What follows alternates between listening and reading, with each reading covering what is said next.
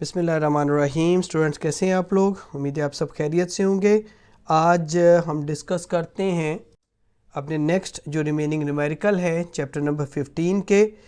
इसमें जो हमारे पास पहला न्यूमेरिकल है, a solenoid of length 0.8 centimetre, cross sectional area 0.5 centimetre square, have number of turn 520। हमने फाइंड आउट क्या करना है? We have to find the self inductance of solenoid when the core is air, यानी mu naught की जो standard value है। Remaining इसका B part क्या है? If current in the solenoid increases through 1.5 ampere in 0.2 second, find the magnitude of induced EMF। तो हमने इसमें दो चीज़ें फाइंड आउट करनी है। पहली सेल्फ इंडक्टेंस L की वैल्यू, और दूसरी हमारे पास उस सेल्फ इंडक्टेंस की वजह से जो बैक EMF या इंड्यूस्ड EMF उसमें प्रोड्यूस होती है। So keeping the data in normal form, length that is 8 centimetre, जिसको स्टैंडर्डाइज करें 8 cross 10 power minus 2 metre. Area of cross section A which is equal to 0.5 centimetre square, and this is 0.5 10 power minus 4 metre square. यहाँ पे गौर कीजिएगा, centimetre को metre में convert करने के लिए हम यूज़ करते हैं 10 पावर माइनस 2, और सेंटीमीटर स्क्वायर को कन्वर्ट करने के लिए हम यूज़ करते हैं 10 power minus 4। Third data that is number of turn n, and this will be equal to 520 turns. Now core is air, core is air का मतलब है कांस्टेंट यानी permeability that is mu naught, it is 4 pi cross 10 power minus 7, and that is Weber per ampere per meter।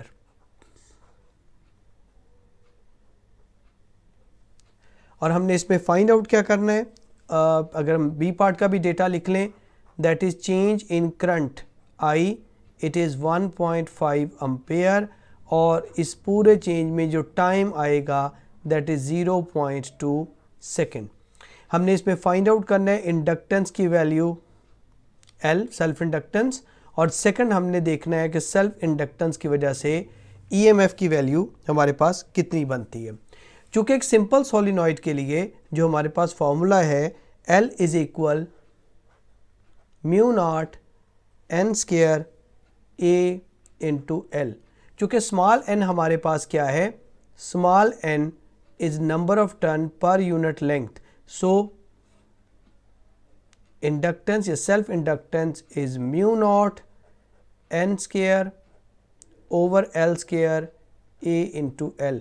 सो अगर इस पूरे को rearrange करें तो हमारे पास इंडक्टेंस या सेल्फ इंडक्टेंस का फाइनल जो रिलेशन है that is mu naught n square A over L। तो इसमें हम वैल्यू पुट कर देते हैं, it is 4 pi 10 power minus 7, number of turn 520 whole square, area of cross section 0.5 10 power minus 4, and the length that is 8 cross 10 power minus 2। सो बेटा यहाँ पे अगर हम सेल्फ इंडक्टेंस को कैलकुलेट करें तो हमारे पास जो वैल्यू आती है that is 2.12 10 power minus 4 Henry। So this is the first answer। Second answer उसने कहा जी find out what is the value of EMF। So according to the basic relation जो हम इसमें बैक EMF में पढ़ते हैं सेल्फ इंडक्टेंस में, that is L delta I over delta T। Capital L की वैल्यू हमने अभी फाइंड आउट की, it is 2.12 10 power minus 4 multiplied by change in current, it is 1.5, and time it is 0.2। so using calculator जो EMF इस सूरत हाल में produce होगी that is 1.6 10 power minus 3 ampere, sorry 3 volt,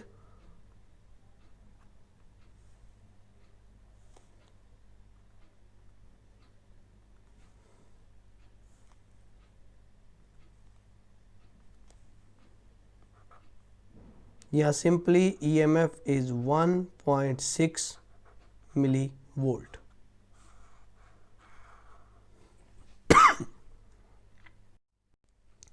Now the next question, like any field, Earth's magnetic field store energy. Find the magnetic energy stored in a space with strength of Earth's magnetic field. It is 7 cross 10 power minus 5 Tesla. If the space occupies an area of 10 cross 10 power 8 meter square, has a height of 750 meter. सो हम पहले data इसका जो put up कर लें, जो हमारे पास magnetic field B that is equivalent to 7 cross 10 power minus 5 tesla. Number 2 area जो उस में आप कह लें जिसमें हमने मैग्नेटिक फील्ड B को फाइंड आउट किया हुआ है, that is 10 cross 10 power 8 metre square, और height that will be equivalent to 750 metre. अब यहाँ पे आप चेकआउट करें कि हाइट और एरिया को अगर हम इकट्ठा करते हैं तो बुनियादी तौर पे ये वो वॉल्यूम एरिया बनेगा जहाँ पे हमने एनर्जी को फाइंड आउट करना है। और फाइंड हमने क्या करना है, that is the magnetic stored energy. और मैग्नेटिक एनर्जी का जो बेसिक फार्मूला हमारे पास है that is equivalent to 1/2 B square over mu naught, where mu naught is constant, area into length. This can be written as 1/2 B square over mu naught, area into height. Here length is converted to height. तो इसमें हम value put कर दें।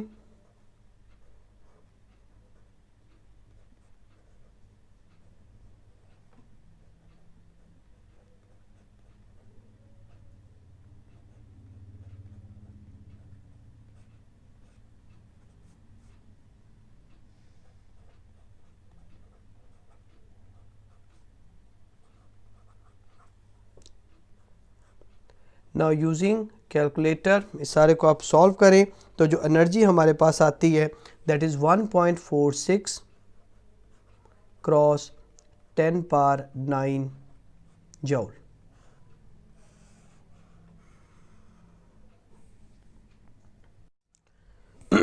Next question जो हमारे पास है,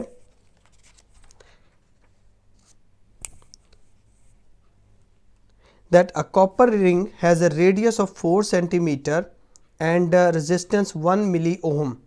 अब मैग्नेटिक फील्ड यानी हमारे पास जो रेडियस है दैट इज़ गिवन, हमारे पास उस कॉपर रिंग की जो रेजिस्टेंस है वो गिवन है। अब magnetic field is applied over the ring perpendicular to its plane. So if magnetic field increase 0.2 to 0.4 B1 to B2 0.2 Tesla 2.4 Tesla during a time interval of 5 cross 10 power minus 3 second, then what is the value of current in the ring during this interval? अब इस पूरी situation में चूँकि हमारे पास induce current का direct formula कोई नहीं है, हम सिर्फ इंड्यूस्ड EMF फाइंड कर सकते हैं। सो बेसिक टेक्निक क्या है, हम पहले इंड्यूस्ड EMF फाइंड करेंगे, देन उस EMF को रेजिस्टेंस से डिवाइड करके इंड्यूस करंट को कैलकुलेट कर सकते हैं। So let's start. सबसे पहले जो गिवन डेटा है here the radius that is 4 centimetre, इसको स्टैंडर्डाइज करें 4 cross 10 power minus 2 metre. Second resistance denoted by capital R that is 1 milliohm that is equal to 1 cross 10 power minus 3 ohm. Now magnetic field applied perpendicular to the plane, so हमारे पास delta B जो कि हमारे पास आएगा final magnetic field minus initial magnetic field, so ये आ जाएगा 0.4 टेस्ला माइनस 0.2 टेस्ला। तो डेल्टा B की वैल्यू जो हमारे पास बनती है it is 0.2 tesla. Total time interval जो इस पूरे चेंज में डेल्टा B में सामने आता है that is 5 cross 10 power minus 3 second. So we have to find out what is the value of current I। तो चूँकि बुनियादी जो हमारे पास फार्मूला है इंड्यूस्ड EMF का एक सिंगल रिंग के लिए, हम कहते हैं जी EMF is N delta phi over delta T, that will be equivalent to n, और फाई चूँकि हमारे पास मैग्नेटिक फ्लक्स होता है b इंटू ए, ये आएगा delta b into A over delta t, या इसको हम लिख सकते हैं n number of turns, delta b area, चूँकि उसने हमें कहा है it is a metallic ring, तो रिंग के लिए एरिया आएगा pi R square over delta T. Check this out, हमारे पास area of ring it is pi R square, बाकी इसमें हम वैल्यूज पुट अप कर दें।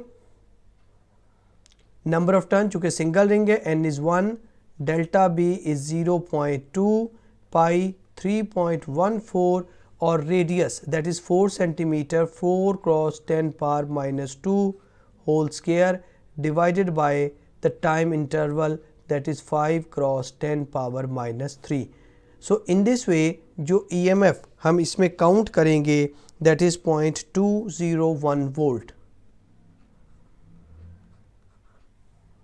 अब चूँकि EMF हमारे पास आ गई है तो बेसिक जो रिलेशन है EMF is equal to induce current I into R using basically ohm's law. तो यहाँ से हमारे पास induce current is EMF over R। So EMF क्या वैल्यू पुट अप कर दो, it is 0.201 divided by radius that is 1 cross 10 power minus 3। तो हमारे पास इंड्यूस करंट की वैल्यू जो फाइंड आउट होगी that is 201 ampere. This is the end answer. Now the last जो numerical हमने solve करना है, a coil of 10 turns and 35 centimeter square, हमारे पास जो data given है that is 10 turn, area of cross section 35 centimeter, perpendicular magnetic field of 0.5 Tesla. The coil is pulled out of the field in 1 second, यानी हमारे पास वो magnetic field 0.5 से 1 second के अंदर 0 Tesla पे चले गई। Find out the induced EMF in this situation in this field. So अगर हम गिवन डेटा लिखें तो हमारे पास given data number of turns that is equal to 10, area of cross section A it is 35 centimetre square, इसको standardise करें 35 10 power minus 4 meter square. Third, the magnetic field B1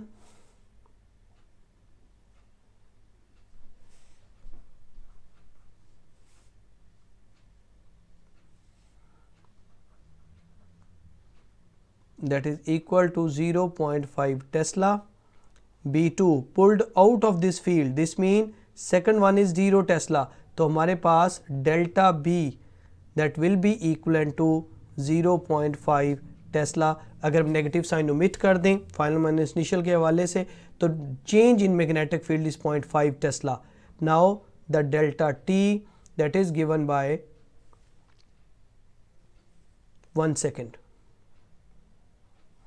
और हमने फाइंड आउट क्या करना है जी, हमने फाइंड आउट करना है induced EMF। So EMF in this way that is N delta phi over delta t. So N it is delta B into area of cross section divided by time. बहुत simple numerical है, इसमें values put करो। Number of turn 10, delta B 0.5, area of cross section 35 10 power minus 4, और time हमारे पास जो है that is 1 second. So the EMF produced in this way it is 1.75 10 power minus 2 volt. So इसको आप solve कीजिए, you got some problem तो आप group में मेरे साथ डिस्कस कर सकते हैं। थैंक यू, अल्लाह हाफिज़।